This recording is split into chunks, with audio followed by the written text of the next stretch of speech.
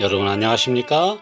오늘도 우리 함께 요한계시록 8장 10번째 강의로 화가 있으리로다 라는 주제로 함께 말씀을 살펴보겠습니다. 요한계시록 8장 13절, 내가 또 보고 들으니 공중에 날아가는 독수리가 큰 소리로 이르되 땅에 거하는 자들에게 화가 있으리로다. 이 외에도 세 천사의 불나팔 소리를 인함이로다 하더라. 첫째 나팔부터 넷째 나팔까지 예수님을 처형하고 그분의 종들을 핍박한 유대 나라와 로마 제국, 그리고 교황권의 중세 암흑기 동안에 있을 심판이 예고되었습니다. 이뿐 아니라 각 시대를 거쳐 오늘날에도 세상의 편만한 악과 거짓에 파괴시키는 활동들이 계속되고 있습니다. 그러나 이 네 나팔을 분 후에 날아가는 독수리라고 번역되어 있는데 킹 제임스 역에는 천사로 번역되어 있습니다. 이들이 큰 소리로 땅에 거하는 자들에게 새 화가 이를 것이라고 외쳤습니다. 그리고 이 화는 다섯째부터 나팔들이 울릴 때 일어날 큰 파멸을 말한다고 말했습니다. 이 화라는 말은 복과 반대되는 재앙과 저주를 가리키는 표현으로 계시록에 7번 기록되어 있습니다. 그래서 계시록의 7화라 부르기도 합니다. 계시록에 기록된 7복, 그 7가지 복과 대조가 되는 7가지 재앙이죠. 호세아 8장 1절, 나팔을 내 입에 댈지어다. 대적이 독수리처럼 여호와의 집에 덮치리니 이는 무리가 내 언약을 어기며 내 율법을 범함이로다. 땅에 거하는 자들이라는 말은 계시록에서 거의가 하늘과 상관없이 살아가는 악인들과 세상 사람들을 가리키는 표현입니다. 성도들은 그 이름이 하늘 생명책에 기록된 사람들이기 때문에 이 땅에서는 이방인과 나그네일 뿐입니다. 이 세상을 자기네가 영원히 차지하고 살 것처럼 하나님도 소망도 없이 살아가며 서로 으뜸이 되고자 하며 움켜쥐려고 하는 자들에게 무서운 독수리가 먹이를 덮치듯 재앙이 느닷없이 이를 것임을 경고하고 있습니다. 화가 이를 것이라고 외치고 있는데 성경의 여러 상징과 사건과 비유에서 3이라는 숫자는 완성을 뜻하고 있습니다. 사람이 하나님의 뜻을 거절하고 자기 스스로 인생을 살아갈 때 재앙 하나는 혹 면할지 모르지만 산 넘어 산이라는 말처럼 연달아 이르러 오는 재앙을 결국 피할 수 없는 운명이라는 것을 깨우쳐 주기 원하시는 하늘의 메시지입니다. 이사야 3장 11절, 악인에게는 화가 있으리니 화가 있을 것은 그 손으로 행한 대로 보응을 받을 것임이니라. 이사야 5장에는 화 있을진저라는 말이 6번 기록되어 있습니다. 고대 유다가 패망한 원인이 된 모든 죄악들을 열거하면서 그런 데서 돌이키지 않으면 파멸이 이를 것임을 경고한 말씀들입니다.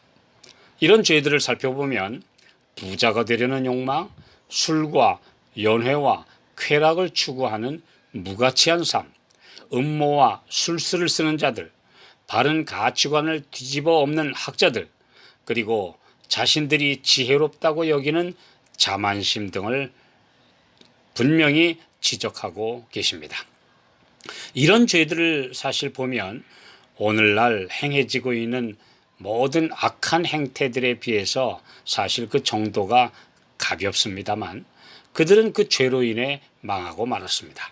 그렇다면 오늘날 이 세상은 죄악의 잔이 차고 넘쳐 심판이 임박하다는 것을 누구나 인정할 수밖에 없습니다. 마태복음 23장에 예수님께서 화 있을진저라고 7번 말씀하신 그 대상은 일반 백성이 아니고 서기관과 바리새인들, 즉 종교 지도자들이요 성경에 박식하며 경건하다고 자칭 타칭하는 그런 사람들입니다. 예수님께서 그들에게 말씀하신 것에서 6번이나 거듭거듭 지적하신 그들의 행태는 외식, 곧 겉만 꾸미는 이중적인 모습이었습니다.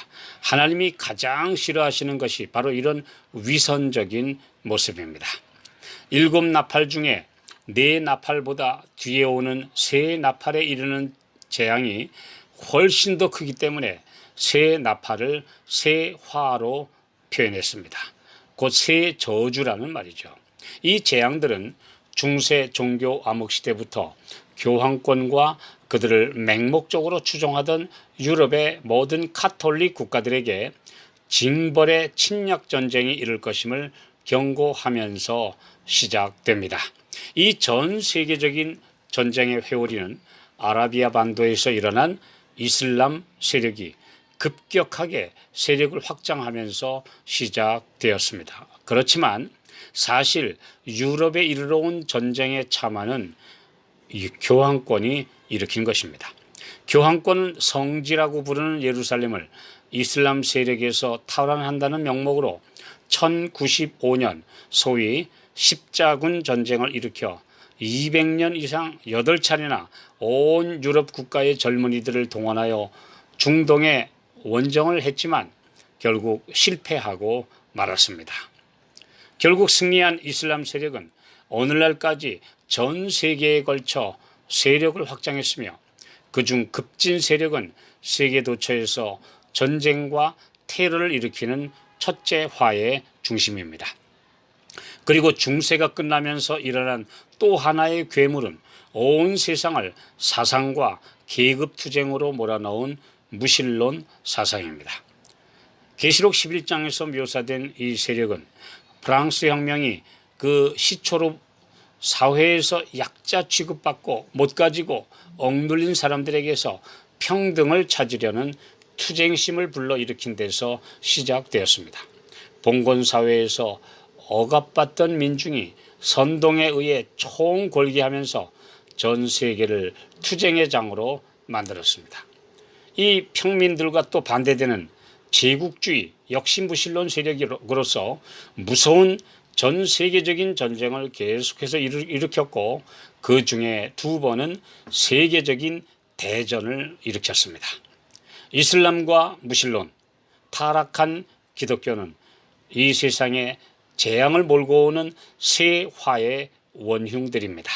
사탄이 지배하는 세상은 무서운 괴물들을 만들어낸다는 역사와 오늘의 현실을 보게 됩니다.